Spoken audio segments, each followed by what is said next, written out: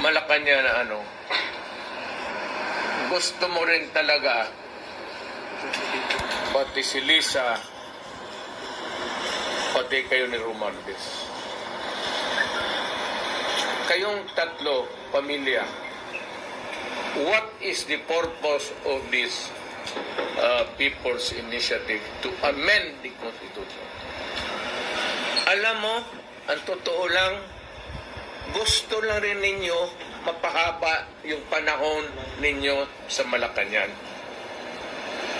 And just what I said yesterday, itong mahirap sa politikon mga Pilipino, once they are elected, karamihan, except for a few, siguro wala, ang isipin, pag nakaupo na, kung papaano gagawin na para sila tumagal sa pwesto. Your father and ikaw, hindi talaga nagkaiba. At sumusunod ka talaga. And I said that if you continue, if you do not stop this nonsense, you will go out to Malacanang the way exactly when it happened during your father's time. Maniwala ka sa akin.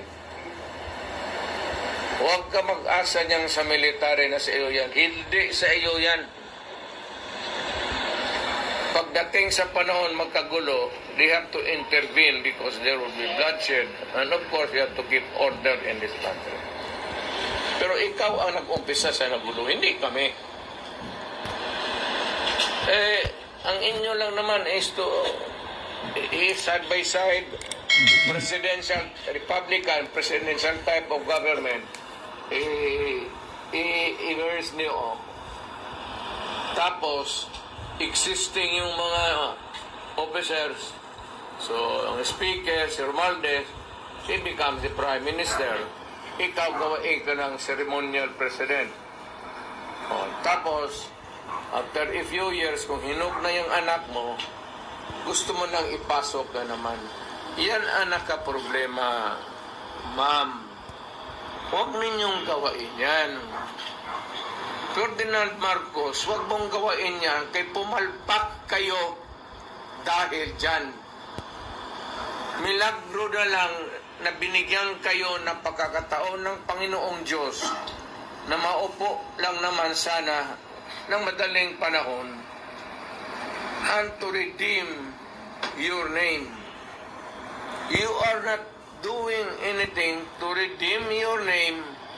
You are there, nagkakalat ka, and maybe suffer the same fate. Hindi mo talaga madala. Maniwala ka. Take it from me. Kaibigan tayo. Mr. President,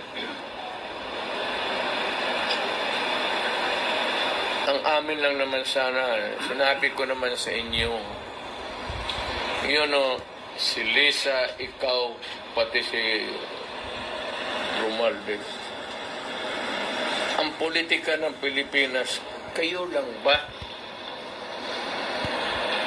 Did you consult the people? Nag-conduct ba kayo ng public hearing itong mga congressional district? Sound off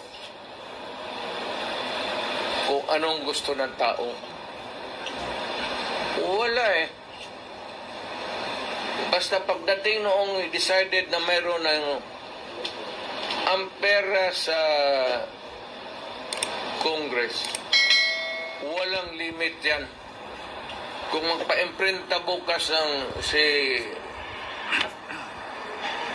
Romualdez ng isang truck na pera, it does not care about how the value of the peso would go. If there's enough reserve to prop up yung papel na pera. Hindi maganda eh. Nandiyan yan sila sa kanila. Ano?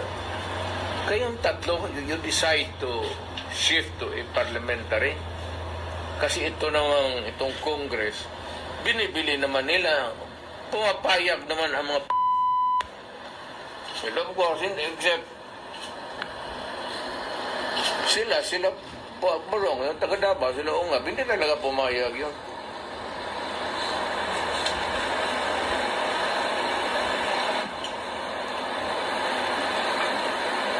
So, yun lang ang sentimento ko.